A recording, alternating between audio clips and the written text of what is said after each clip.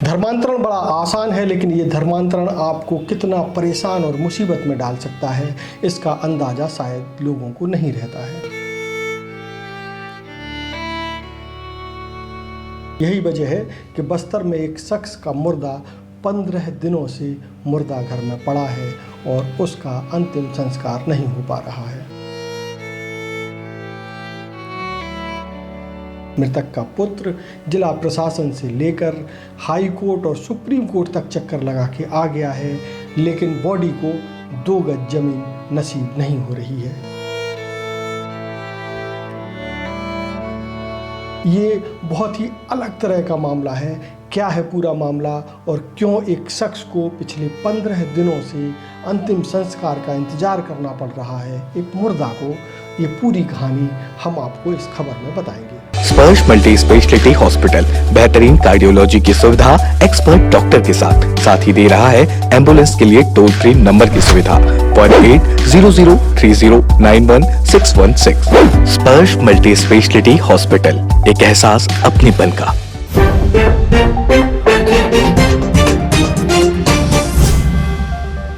नमस्कार, मैं हूं मयंक चतुर्वेदी और आप देख रहे हैं तीरंदाज।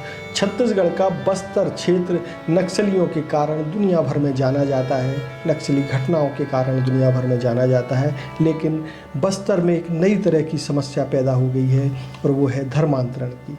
धर्मांतरण की समस्या को लेकर के गाहे बगाहे विद्रोह और विवाद होते रहते हैं, लेकिन ताज़ा विवाद ऐसा है जो आंखें खोलने वाला है, साथ ही हमें सचेत भी करता है कि धर्मांतरण से पहले हमें 50 बार सोचना चाहिए, क्योंकि धर्मांतरण तो बड़ा आसानी से हो जाता है, लेकिन धर्मांतरण के बाद जो समस्याएं आती हैं वो दुखदाई होती हैं और आदमी के अंतिम समय को बड़ा ही पीड़ादायक बना देती हैं। पूरा मामला क्या है हम आपको बताते हैं। दरअसल मसला इस तरह से है कि बस्तर ज़िले में एक गांव है जिसका नाम है छिंदावाड़ा। ये छिंदवाड़ा नहीं है, छिंदवाड़ा मध्य प्रदेश का एक ज़िला है, लेकिन छिंदावाड़ा जो है बस्तर ज़िले का एक छोटा सा गाँव है, जहाँ की आबादी करीब 6,500 है। और इस 6,500 की आबादी में 6,000 लोग हिंदू हैं और बाकी के जो 450 के करीब जो लोग हैं वो दूसरे समुदाय के या जो धर्म परिवर्तित कर चुके हैं, गैर समुदाय के लोग हैं। अब मसला ये है कि वहाँ एक सुभाष बघेल करके शख्स रहते थे, जिनका 7 जनवरी को हृदय गति रुक जाने के कारण निधन हो गया। सुबह की घटना थी। जैसे ही ये घटना लोगों को पता चलती है, परिवार को पता चलती है, तो आस पड़ोस के लोग भी एकजुट हो जाते हैं और परिवार भी एकजुट हो जाता है।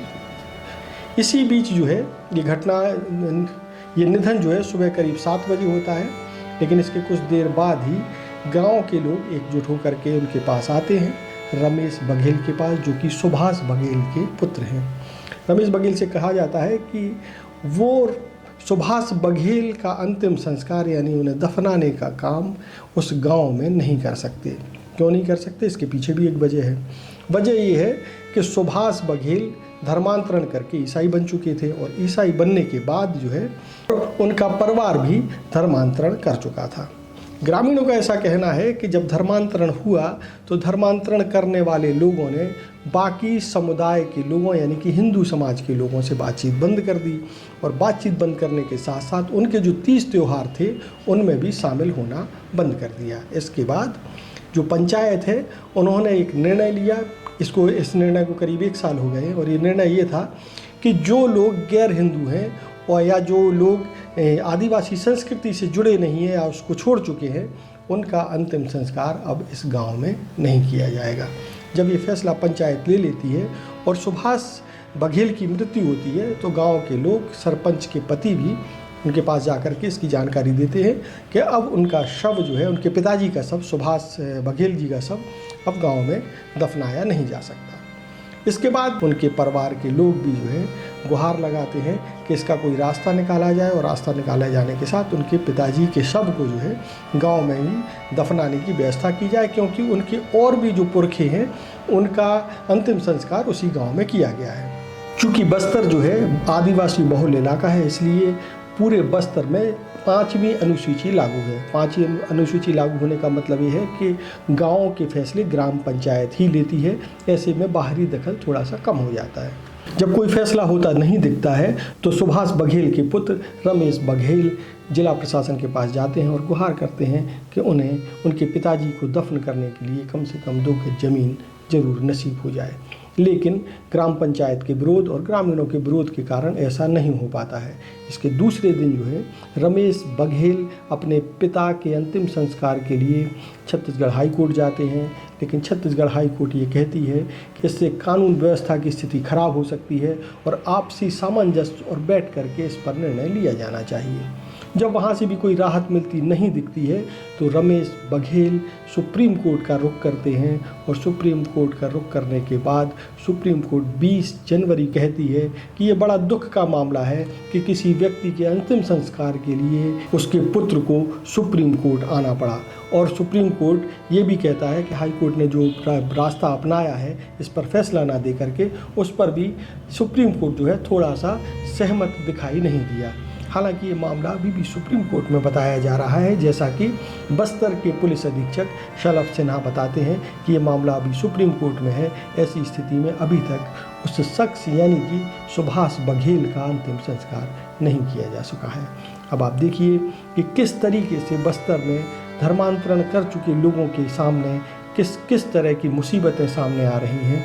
उनको 2 गज जमीन भी नसीब नहीं हो रही है क्योंकि उन्होंने अपना धर्म और संस्कृति बदल ली। आपको ये भी बता दें कि ये जो मामला है एक इकलौता मामला नहीं है। इसके पहले भी धर्मांतरित कर चुके लोगों के शवों के दफन करने या उनके अंतिम संस्कार में अड़चनें आती रही हैं, विवाद होते रहे हैं। 2024 दिसंबर में तो ऐसा विवाद हुआ था कि सरपंच सहित कई लोग घायल हो गए थे और इस घायल होने के बाद 8-10 लोगों के खिलाफ केस भी दर्ज करना पड़ा था।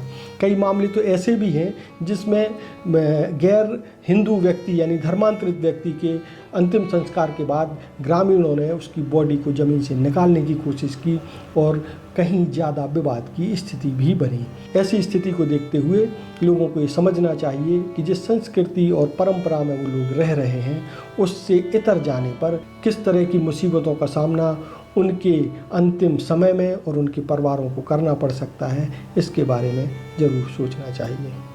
देश और दुनिया की ताज़ा तरीन खबरों से जुड़े रहने के लिए आप तीरंदाज को सब्सक्राइब करना बिल्कुल ना भूलें और बेल आइकन को जरूर प्रेस कर लें। नमस्कार। पहली बार मध्य भारत का सबसे एडवांस 3 टेस्ला MRI। सारी स्कैनिंग 6 से 10 मिनट में हो जाती है, जहां आम MRI मशीन 45 से 1 घंटे लेती है। GT diagnostic, near Nehru Nagar square, Priyadarshini परिसर, भिलाई। तीरंदाज।